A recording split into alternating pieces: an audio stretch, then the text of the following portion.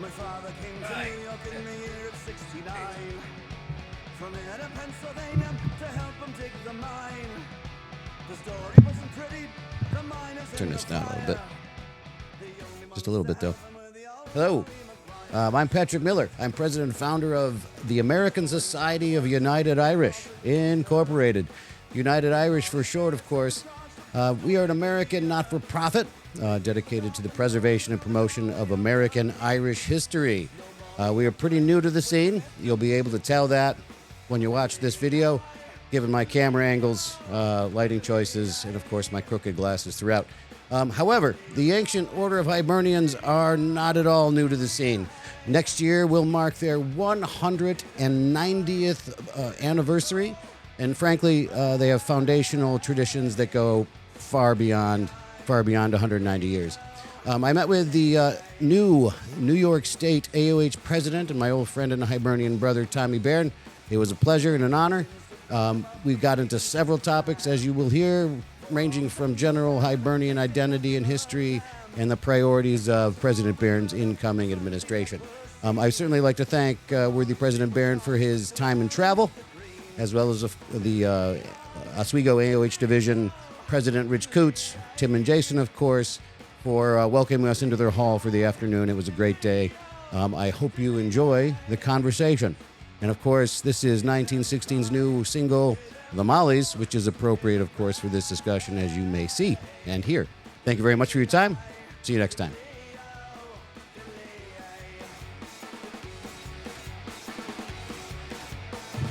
Well, hello. Patrick here, accompanied by my friend Sean and the newly elected New York State Ancient Order of Hibernians President Tommy Beirne. Old friend of mine, how are you? I'm doing excellent, Patrick. How about you? I'm doing excellent as well. How's you? Sean, you doing excellent? Absolutely. We are at the Oswego Ancient Order of Hibernians Hall, a couple weeks after the convention in which you were elected by acclamation. Yes. So I thought what we could do, because this recording may find its way in the hands of people that aren't Hibernians. Okay. We've all experienced Hibernians at the table here. So I think we could start off, you talking to the president about, you've been a Hibernian for how many decades? 4 decades. 4 decades. Now, you come from a legacy family as well. Your father was a Hibernian, right? That's correct. He's actually got a division named after him, I believe. Yep. After he passed away in 1996, a motion was made that we change the name of the division from the John F. Kennedy Division 9, New York County, to the Francis P. Beirne Division 9, New York County. And as an interesting point, there's a ton of John F. Kennedy divisions in the AOH all across the country. Mm-hmm. Division 9, New York County, was the only one that sought and got in writing permission from the Kennedy family that they would name the division after John F. Kennedy. My father actually reached out to the Kennedy in a formal request and got written approval to name the division after John F. Kennedy, our first Catholic Irish American president. And John F. Kennedy was a member of the Ancient Order of Hibernians that a lot of people are not aware of. That's a good point. Good point. Now, was your grandfather a Hibernian as well? No. Both of my parents are immigrants. Mm-hmm. My father he left home at a young age, probably grammar school age, left home, initially worked in Ireland, then he went to England and was working construction in England post-World War II. It was a booming economy, so to speak, and he said to me that working in England post-World War II was different than anything else. There was so much work out there that you basically decided where you wanted to go, whether it was Liverpool or Leeds. You just showed up there and you got a job. He said it was different than in the U.S. or New York that were tied to a job. Mm-hmm. In England, at that time, post-World War II, you just decided where you wanted to go. You worked at one place till a Friday afternoon. You left, headed to a different part of England, usually hooked up with somebody or maybe an Irish person, expatriate in England, and you got a job, and you'd stay there a few weeks. If you didn't like it, you'd move somewhere else. Right. So your father, of course, brought you in early because you're not all that old. I mean, Nope, I joined at 16. 16 years. That's the minimum age, Correct. to join the AOH, isn't it? Pretend for a moment that I don't know anything about the AOH. Why would I want to join it? What is it? The Ancient Order of Hibernians is the full name, abbreviated AOH. The AOH was founded in New York. The date is May 4th of 1836. It was founded in St. James's Church in Lower Manhattan, right near the Brooklyn Bridge currently, and One Police Plaza, police headquarters. Around the same time, it was concurrently founded in the coal fields of Pennsylvania, in an area that became famous years later with the Molly Maguires, which was Marchunk at that time. In an attempt to revitalize the area, they took the name of James Thorpe and they renamed the town Jim Thorpe, Pennsylvania. But it was founded in Manhattan and the coal fields of Pennsylvania. The Ancient Order of Hibernians was founded for several reasons: to protect the Catholic churches and the Catholic clergy that were both under attack by anti-Irish, anti-Catholic, anti-immigrant, nativists, know-nothings was the nickname. The AOH was established to provide a means of charity to support the widows and orphans of Irish men that were killed. And obviously, when the Irish came to this country in the 1800s, and after the famine, we were not welcome, we were not wanted. We had to take the lowest jobs, the most dangerous jobs, low paying, and a lot of Irish immigrants were killed or died, and now there was widows and orphans with no means. None of the social services were around in the 1800s. Mm-hmm. So they wanted to provide a means to cover the cost of burying the dead and also take care of the widows and the family. Archbishop Dagger John Hughes, a Tyrone native, called out the Hibernians to defend St. Patrick's Old Cathedral on several occasions. It was intended to be destroyed by the know-nothings that I spoke of. Mm-hmm. There were and that's something that many people don't quite understand, is that there are two basilicas in New York City. One is Old St. Patrick's, and one there are two cathedrals. There's more than one basilica. So that's how it works. Okay. There is a basilica in Brooklyn. I'm not 100% sure, but it might be the Basilica St. James in Brooklyn. Mm-hmm. You have the Cardinal, not even a cardinal, the new Archbishop Dolan in 2009 said at a mass that I was involved with to commemorate the first part of the 200th anniversary of the old cathedral. The cornerstone of the old cathedral, St. Patrick's Old Cathedral, it wasn't the old at that time, it was the only cathedral. Mm-hmm. The cornerstone was laid in 1809. Yet the War of 1812, construction stopped. It was formally dedicated in 1815. It was fully paid for before it could be dedicated. So there was a 6-year period where we observed the 200th anniversary of the old cathedral. We had a mass in 2009, beginning of June on a Saturday, to commemorate the first part of the 200th anniversary of the cathedral, the old cathedral. I ended up chairing that mass in the commemorations. And we had a parade, and the Ancient Order of Hibernians led that parade from Canal Street through the Lower East Side, Manhattan, Lower Manhattan, Little Italy. And then when we got to the corner of Prince and Mott Street, the Hibernians all pulled out of the line of march and lined up right along the front of St. Patrick's Old Cathedral, commemorating our Hibernian predecessors defending with their lives that cathedral in 1841 and 1844 and other times. The entire rest of the parade then proceeded by us and paid tribute to the Hibernians that saved that cathedral. There was a brand new Archbishop, Dolan, Timothy Dolan, was so impressed with the Hibernians in St. Patrick's Old Cathedral that in his homily at that Mass, he said he was going to try and seek St. Patrick's Old Cathedral to be a basilica. A basilica is an honorary title for a church. It basically means that if the Pope comes to that area, the basilica is where he would go. So they created that St. Patrick's Cathedral, Old Cathedral would be basilica.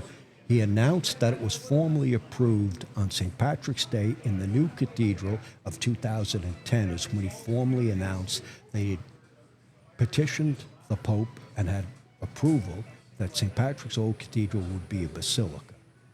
Then we were involved, the Hibernians were involved with a formal Mass and a ceremony at St. Patrick's Old Cathedral on the fact that it was dedicated as a basilica. In the spring of this year, I was contacted that they were going to do a Mass for the first American Pope, Pope Leo, and the 200th anniversary of the first American Cardinal. The first Archbishop of New York was Dagger John Hughes. The first Cardinal of New York was John McCluskey, who succeeded John Hughes. And John McCluskey received his red hat at 263 Mulberry Street, which is the parish house, right. Then proceeded in a procession into the cathedral. So they were already planning to have a Mass for the 200th anniversary of the first American Cardinal. Pope Francis passed away. They had the conclave. Leo was elected. They then decided that they were going to have a Mass for the first American Pope and the 200th anniversary of the first American Cardinal, and they wanted the Ancient Order of Hibernians to be present. We were included in the procession into the cathedral. Cardinal Dolan mentioned the Hibernians and that the Hibernians had defended that cathedral. Then we were invited to a reception, a private reception afterwards, and met various different dignitaries, and they wanted to recognize the Ancient Order Hibernians and the role we played in St. Patrick's Old Cathedral, in the new cathedral. Like I said, the old cathedral, the cornerstone was laid in 1809, was dedicated in 1815. The Hibernians were founded in 1836. In 1866, there was a devastating fire in the old cathedral. Hibernians responded to try to, fight the fire and help save the religious relics from the cathedral. The cathedral, St. Patrick's Old Cathedral, was destroyed, and the walls remained, but the roof was burnt. Any of the combustible materials were all destroyed. They rebuilt the old cathedral starting in 1866.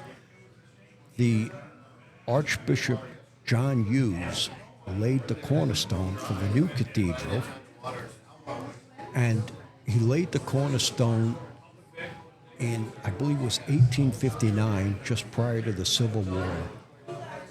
And he laid the cornerstone. Construction was stopped during the Civil War from 1861 to 1865. It resumed after the Civil War. When Archbishop Hughes laid the cornerstone of the new cathedral, the anti-Catholic newspapers of the day all said, they referred to it as Hughes' folly. He's crazy to build a big church like that way out in the country that no one will ever go to. So what they described This as is the Hughes- St. Patrick's that everyone thinks of. yeah, which is now Midtown Manhattan. Right. But Archbishop John Hughes was such a visionary. He knew which way the city was expanding. It was a cemetery, then it was an orphanage, then it was a cemetery. That's when he laid the cornerstone of the new cathedral. And the fact that he saw the way the city was growing and bought this land and built a cathedral, the new St. Patrick's Cathedral.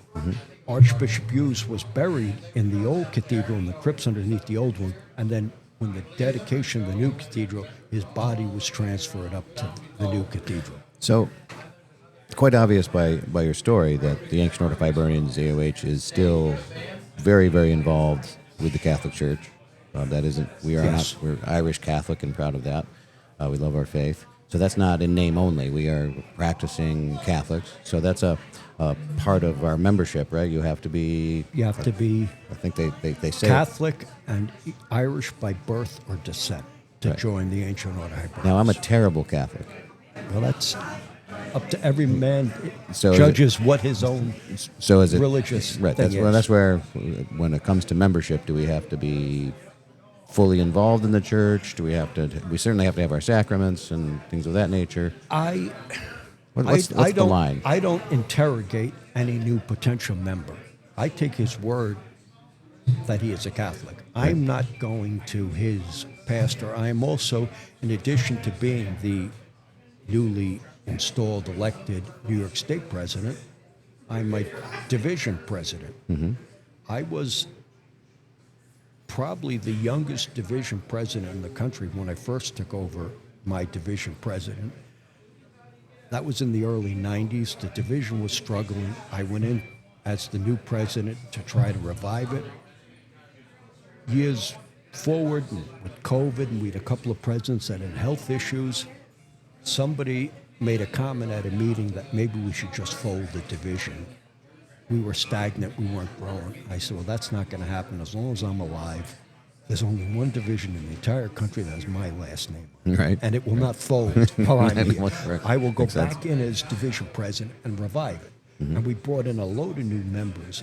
And like I say, if a man tells me he's Irish and Catholic, I'm going to take his word for it. I'm not doing a DNA test, a blood test. You're not- I'm not contacting his pastor to see, Private investigators, nothing like that. when was the last time John Smith was at such and such church? Right. I'm going to take his word for it. So, I know that intimidates some potential members. Like, oh, Yeah. I don't go to mass every day, or I don't go to mass every week sometimes. And like I've tried to say no, not because I look back on my journey as a Hibernian. I've been a Hibernian not as long as you have, but 23 years ish, and being a Hibernian has actually improved my faith. Has actually made me a better Catholic. and a lot of people have actually said that being a Hibernian made them more aware of their faith and Yes. more intent to be a better Catholic. And even Sean Pender, our national president, said that, when he was rising up in the Hibernians first as a divisional officer, then he became New Jersey State and the national officer, he said he realized that being a Hibernian and he's a leader of an Irish Catholic organization made him more aware of his Catholic faith and want to be a better Catholic. Right. Yeah, I agree with that. Yeah. There's, the Hibernians having been around almost 200 years. We're inching up on that milestone. Obviously, there's a bunch of things we could go into, but let's talk about because there's so much the Hibernians have been involved in over the centuries. We talked a lot about the early involvement and subsequent involvement of the AOH with Catholic churches in New York City and elsewhere. It extends into. What else do we do? Why would someone want to join us? The Ancient Order of Hibernians is the oldest It's also the largest Irish Catholic fraternal organization in the country.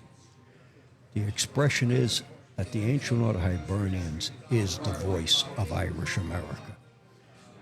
Since our founding in 1836, the Hibernians have been heavily involved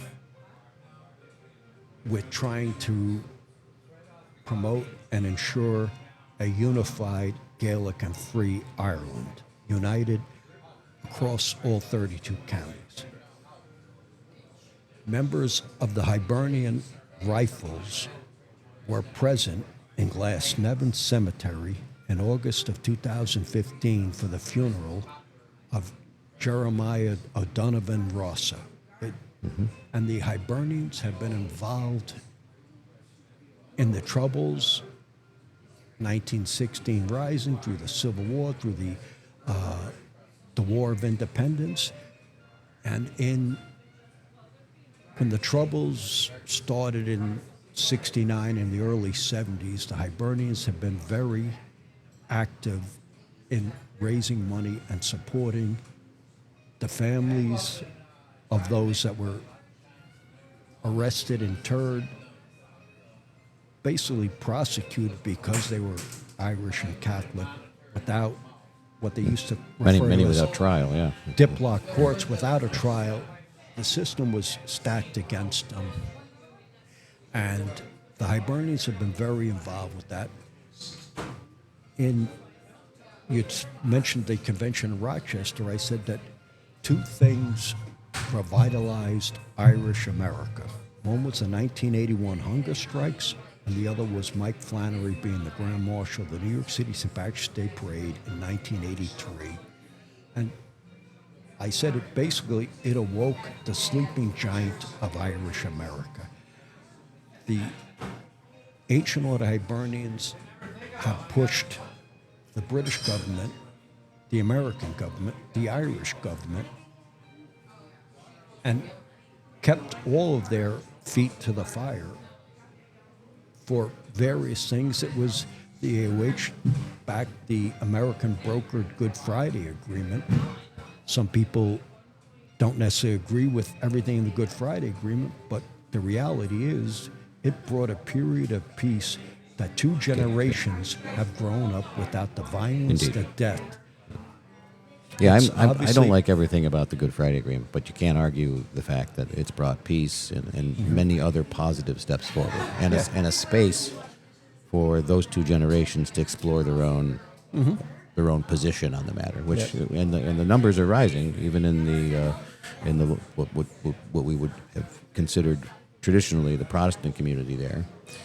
Even their numbers are increasing with the younger generations. My understanding for numbers in this sense, meaning to support a referendum to actually rejoin. Yeah.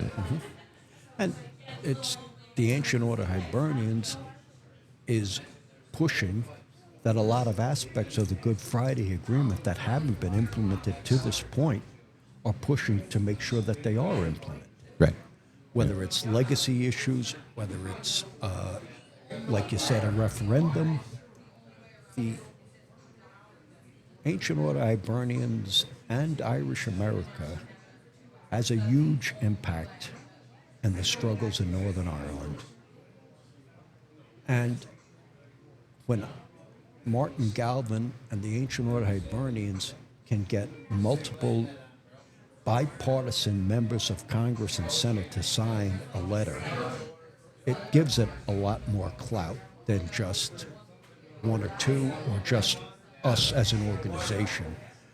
And Right. I think what you're referring to is frequently throughout the year, our National Freedom for All Ireland chair, Martin Galvin, will lead the way, rally our politician friends and our organization itself, and we frequently have letters that go to various leaders around the world to point out certain aspects of how we can move forward with a unity agenda. yeah, Right. and he's had various things that he's sought letters on, and they are very effective. Yes, and indeed. the fact that he'll have 20 or 30 or 40 members of the U.S. Congress or senators sign on we've also pushed to have various municipal, city, state governments, towns, to whether it was the McBride principles, the McGinnis principles, to sign on to these. The Ancient Order of Hibernians has been very effective in that as well. Now we have an annual fund that the AOH raises. We call it the Christmas Appeal, Unity Appeal, Christmas Appeal, and that is something we've done for decades. And that is, we raise money internally and through our various divisions, and that money goes to Irish Republican institutions and causes. It's not just not just Irish Republican. Some of them are joint Catholic and Protestant initiatives. That's good. To try to that are doing charitable work and doing great work, and trying to undo over 800 years of conflict. And, since the troubles in the 60s and the 70s. So a lot of them are trying to bring Irish Catholic and Irish Protestant kids together to realize that they have a lot more in common. Yeah, indeed. And that they can get along, and that they can play basketball together or do boxing or various charitable things. So it's called the Christmas Appeal because we normally try to do it around that time of year. And every year the Ancient Order Hibernians and then also the Ladies Ancient Order Hibernians contribute to multiple organizations in the north of Ireland that are trying to... Even some of the justice organizations, like Relatives for Justice, the Pat Finucane Center, which are very dedicated. There's a picture of Pat Finucane on the wall right here at the Oswego Center, which was can see him. Donated to commemorate the Oswego AOH gave over $1,000 to the Freedom for Ireland. I'm not sure what year that is, but it's a beautiful portrait.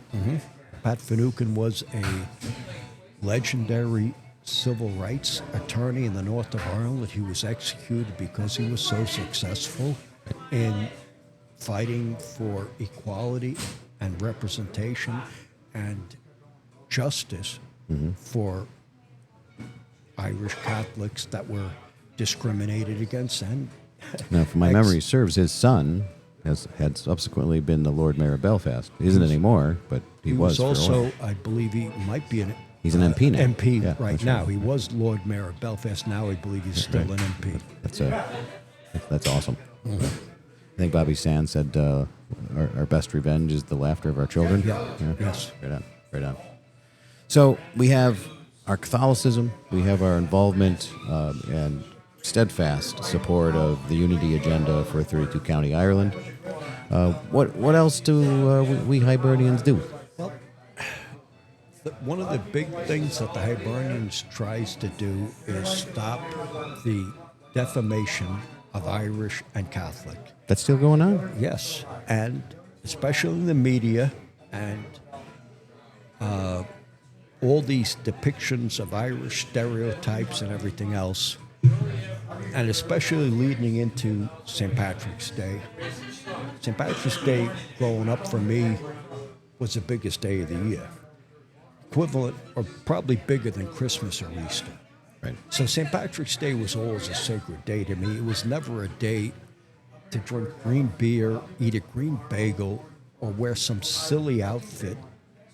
To me, St. Patrick's Day, my father used to say, we're on Fifth Avenue one day a year, wear your Sunday best and represent us well, and don't contribute to the stereotypes. I've never worked St. Patrick's Day in my life, and I actually ended up losing a job over it once because of that.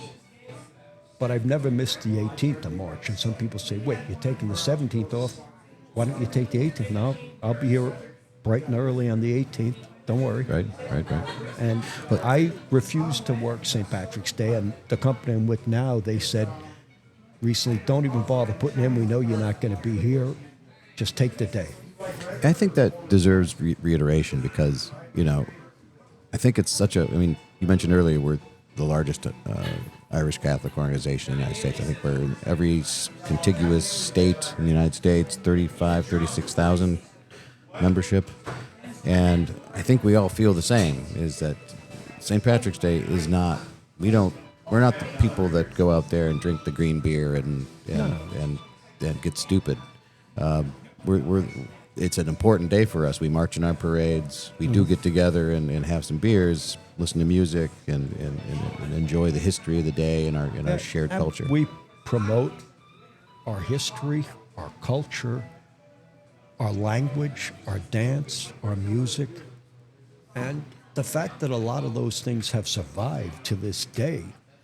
Our Catholic faith was outlawed. There was a price on the head of a priest. Churches were destroyed and stolen. A lot of Catholic churches throughout Ireland were taken over to be Anglican churches. Yeah. In Dublin and all throughout Ireland. Cromwell basically destroyed monasteries, and it was, somewhat unusual that it was the Irish monasteries that saved civilization in Europe, and it was the Irish monasteries that had the reading, the books, the education that then went out all of Europe in the Middle Ages and brought education and saved Europe in a barbaric time that then would be destroyed by Cromwell. And they outlawed our language, they outlawed our musical instruments. There's an expression that, on St. Patrick's Day, there's bagpipes playing outlawed music on outlawed instruments. Or Outlawed pipe, yeah. I forget. That's from Braveheart, Tommy.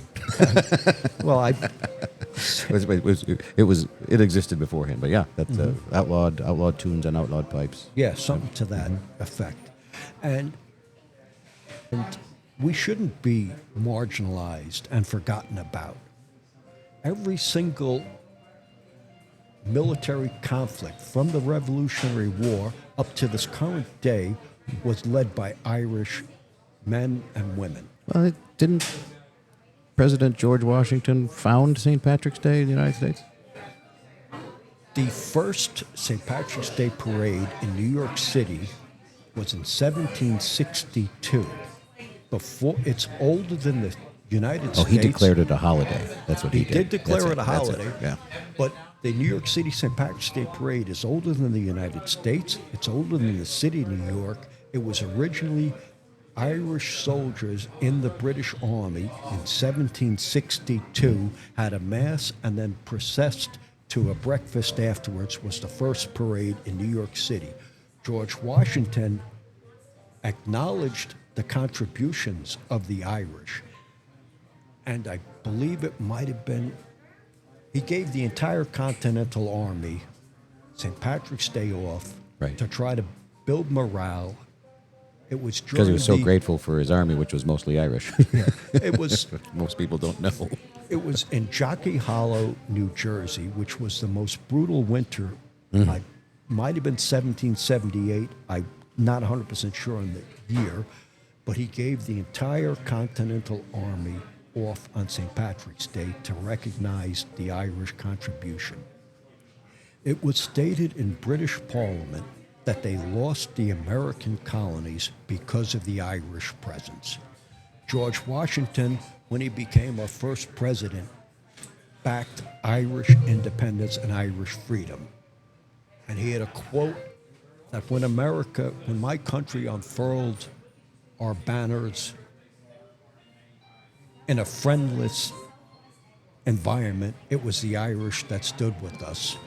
Obviously, I butchered, maybe paraphrased the exact quote, but he acknowledged the Irish and he fought and supported, didn't necessarily fought, but he supported Irish independence.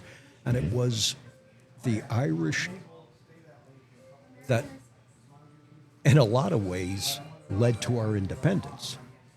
Everyone knows a Lafayette. Lafayette was a British general.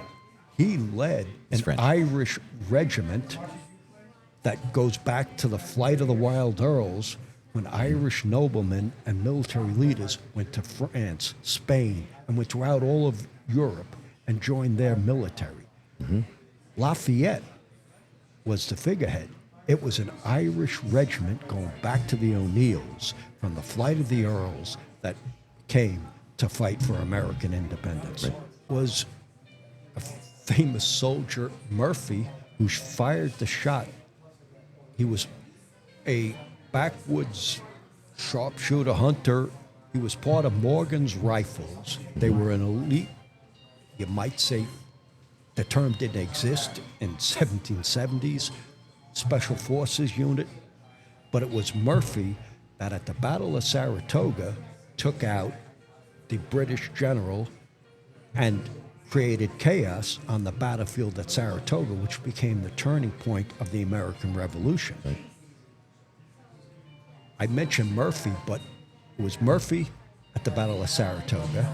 Audie Murphy was one of the most decorated World War American II, veterans, and most recently, Navy SEAL Michael Murphy, who after he died in combat was awarded the Congressional Medal of Honor.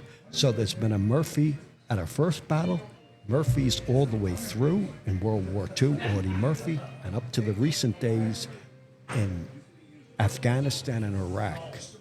And he, after he died, I think there's even a statistic about the Congressional Medal of Honor that the Irish Americans have, as an immigrant group, the most of them. there are more Irish-born Congressional Medal of Honor winners than any other nation.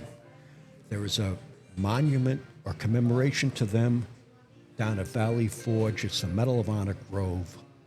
250, I might be off the number, Irish-born Congressional Medal of Honor winners. It's a lot. Of all the entire Congressional Medal of Honor winners, from its inception, it's estimated that at least a third of them have Irish surnames and were Irish. That's in every conflict we've been in, the Irish have paid the huge price. Indeed. Indeed. So let's go forward a little bit. I think kind of got a flavor for where the AOH is coming from, and its the general categories of its programs. We also do a great deal of other kind of charity work. They do a ton of charity. There's Hibernian Hunger, basically recognizing that a lot of our ancestors left Ireland because of Because they're being quote starved to death. unquote Yeah. famine or the Great Hunger. It wasn't a famine. We all know it was a deliberate genocide Yes. to depopulate the island of Ireland. And there was enough food in Ireland to Unequivocally. support. Yeah. And it was 100,000 British soldiers protecting that food, and shiploads of food were leaving Irish ports on a daily basis while the Irish were dying on the roadsides. Eating grass. Yeah, eating grass, sometimes being offered food if they converted from Catholicism to another religion. Go take the soup. Taking the soup. Yeah. And 1/3 of the Irish population, is it 1/3 or? Yeah, Well, it's a million emigrated, million died. Right? it's up more. It's like 3 million that either Yeah. died and immigrated, and a lot of them came to the U.S. in what they referred to as coffin ships, Right. and a lot of them never even made it to the U.S. They were just died on the way, Yeah. Disease. was thrown terrible. overboard. Grosse Isle in Connecticut was a immigrant section and right on the St. Lawrence Seaway. I think there's 5,000 or 10,000 Irish buried there that died. A lot of them were kids that were orphans that were adopted by French families throughout Quebec. And to this day, it was a lot of Irish orphans were adopted and raised by French families. Right. So, and that Angkor Timor, the Great Hunger, definitely stands as something American Irish talk about and it does compel our priority for the Hibernian Hunger Project, which is to raise money and food for food insecurity within the United States and elsewhere. We've got our charity work, we've got our political work, we've got our work in our faith. Let's jump to your taking the seat, as I call it, taking the seat of New York State president. You know, we say that New York leads the way. We will not be argued with. You took the seat. What are you? You know, and you've been coming up the ranks for a while now. It takes time, you know, to be able to legitimize a presidency, and which you have. What are your priorities? What do you want to do? We're 2026 will be the 190th anniversary of the founding of the Ancient Order of Hibernians. One of my priorities is to keep the Ancient Order of Hibernians relative, to increase membership, to retain membership, and to make sure that we make it to our second century in America. I think it will be Irish America that will carry the Hibernians forward into our second century. We're not getting the new into our third Irish immigrants into our start of our third into the U.S. anymore. But yeah, immigration's another issue we could talk about, because immigrating from Ireland into the United States is exceptionally difficult. And most of them are going to either Australia or Canada right now. Right. A lot of Irish are leaving Ireland, but they're not coming to the U.S. because it's difficult to get Immigration laws are jacked. Yeah. And they've been that way since the early 60s. 65, yep. Yeah. And so immigration is one issue, but I think it needs to be Irish America. And we need to get our children, our nephews, our nieces, our grandkids to join the Ancient Order of Hibernians. Yeah, the estimate, and I think it's conservative. The estimate is there's 35 million American citizens that have American Irish ancestry. The highest was 42 million in a census a number of years ago. So there is 35, 50 million. Yeah, there's a large That's a lot. percentage of Americans acknowledge their Irish ancestry. And we need to get more of them to join the Ancient Order of Hibernians. And we need dynamic leaders, that people that keep the organization active in the forefront and doing events that people will say, you know, I want to join this Ancient Order of Hibernians. I was going to ask myself, how do we make ourselves more relevant to those that may have fallen away from actively participating in the community? Well, the we American can Irish do community? events. They could be historical events. We can recognize different aspects of Irish American history. We can do cultural events. We can have Irish music, dance. We can conduct St. Patrick's Day parades. We can teach Irish dance. We can support scholarships for Irish Americans to study abroad, like the Ancient Order of Hibernians sends ambassadors every year to Ireland to study. There's the Irish Way program for high school students to try to build on the pride and the fact that a lot of people have pride in their Irish Catholic heritage, but let's get them to the next step to join the Ancient Order of Hibernians. Right. Now, I created business cards for the Hibernian offices, and on the back of the card is a QR code. So if you're talking to someone at an event, at a cultural event, and you say, Patrick, are you a Hibernian? Oh, I thought about it, but I never. Well, here, scan that, take a picture of that, and it'll take you right to the website. It taps into the spontaneity. You could write down a website address. You could say, here's a phone number. That necessitates someone 2 days later doing the follow-ups.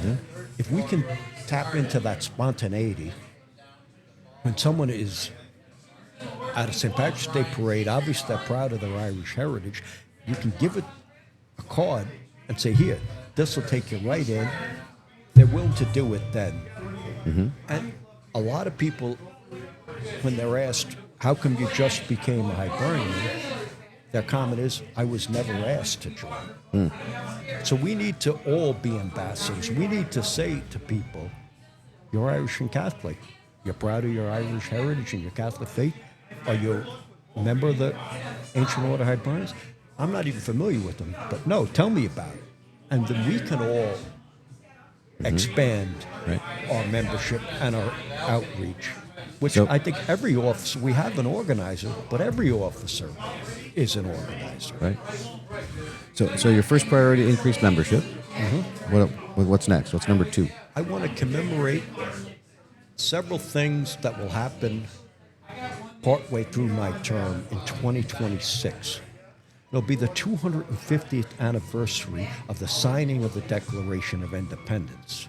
Not the 250th anniversary of the country, or not the 250th anniversary of the start of the revolution, because we were already engaged in 1775 in a revolutionary conflict with the battles of Lexington and Concord, and the United States Army was founded in 1775. So I want to commemorate the 250th anniversary of the signing of the Declaration of Independence. I want to commemorate the 190th anniversary of the Ancient Order of Hibernians in America. And I also want to observe the 25th anniversary of the 9/11 attacks of September 11th of 2001 on our country. All three should be observed and commemorated, because all three are significant milestones that will occur during my presidency. Absolutely. Okay. What else should we talk about? Yeah. Well, I think the Ancient Order of Hibernians is still as relevant today as we were in the 1830s and the 1840s. That's a very important point, and I endorse it 100,000%, because we do good work, and we could do so much more good work if others join. If the American Irish community steps up and rallies again and says, "Okay, we're joining." Our Catholic clergy needs our help now more than ever. Most clergy, there's declining vocations, declining numbers, but every priest is serving 2-3 parishes, multiple roles, where, in the 1950s, there might have been 4 priests in each parish. Now there's 1 or 2 priests covering multiple parishes. So they need our help. We need to help them, and they can help us. I've been at areas where there was a division that was struggling and considering folding, and the pastor spoke at a mass before St. Patrick's Day and encouraged everyone in the parish, if you're not a member of the Hibernians, see these gentlemen afterwards. The Ancient Order Hibernians led the way for the Knights of Columbus. The Knights of Columbus were founded by Father McGivney, who was a Hibernian. Yeah. He was a Hibernian, and he was a Hibernian chaplain, and he founded the Knights of Columbus. We're not in competition with the Knights of Columbus. Of course we not. need to work together. We're both we're both Catholic fraternal organizations, and we have similar goals and objectives. And in a lot of areas, the Knights of Columbus and the Hibernians feed each other members, and a lot of brothers are members of both organizations, myself included. So we'll wrap it up here. So first of all, thank you very much for driving all the way up from, I believe you were coming from Cambridge, New York. Yep. Yeah. And originally, obviously you're a historian. Obviously, we said we'd meet somewhere in between or somewhere in the middle. It's kind of in between. How is Oswego in between downstate and Rochester? You kind of got screwed on this one. No, I'm glad I'm here. It's a beautiful facility in a beautiful hall here in Oswego. Yes. I got to do a It's one of tour my of favorites. it. Yeah, one of my favorites. And I definitely will be back. And Yeah, we're talking about having a nice old-fashioned rally event here where we're going to show the new RT documentary, NORAID. Irish America. Irish American NORAID in the IRA. Yep. Part one, and then maybe have a dinner, maybe have some music, maybe have a whole cultural event I saw going on for this region. The first part of the documentary, the RT documentary, in Manhattan, sitting right next to Martin Galvin with our national president and other national officers and state officers in Manhattan. I saw the second part of the documentary, which you were able to facilitate in Rochester. It's a powerful documentary, and even the fact that RTE would make something like that, which 30 years ago would have been unheard of. The Republic of Ireland state-run media. Yep. You never expect them to produce such an excellent documentary. And my father Great appears, respect to RTE. Thank you. my father appears in the documentary, and I remember the daily, not just daily, it was round the clock, 24-hour-a-day protests in front of the British consulate isn't that something? on 3rd Avenue. And then I remember being down there after some of the hunger strikers passed away in 1981, where the crowd grew so big that they had to shut down 3rd Avenue, which is a major thoroughfare in Manhattan. And then we would have the protest went round the clock, and it went for like 10 years, this protest in front of the British consulate. Then we would process over to Dag Hammarskjöld Plaza, right by the UN, and there were various speakers, including Mary Holt Moore, Martin Galvin, labor leaders, politicians. During the hunger strike, which was basically 10 men died. There were others that were on hunger strike when it was called off. They didn't have major demands. They wanted to be identified and recognized as political prisoners and be able to wear their own clothes, to freely associate, which was all outlawed. And Margaret Thatcher basically sent those 10 young men No doubt. to their death. Absolutely. And she wouldn't even negotiate, and it was the hunger strike has always been a tool used by Irish Republicans down through the years, whether it was the Lord Mayor of Cork, McSweeney, that was on hunger strike. There was multiple people on hunger strike through the Thomas years. Ashe, yep. And it is the fact that in 1981, Bobby Sands was the first, but 10 men, others joined the hunger strike, committed that they would not eat and that they would die. It's an amazing feat. I mean, it's scary. And, how do you do that? And it's also a hunger strike. Yeah. Not eating for 60 days or whatever it was. 66 and Bobby Sands. Is extremely painful. Yeah. And the fact that a lot of Bobby Sands' writings were able to be, in essence, written on toilet paper or whatever scraps of paper he could get and smuggled out of Long Kesh, and that we have them. And you mentioned the quote before, our justice will be the laughter of our children. And that they were willing to take it to that level. Right. First you had the blanket men, then you had the protests, then you had the hunger strikes. And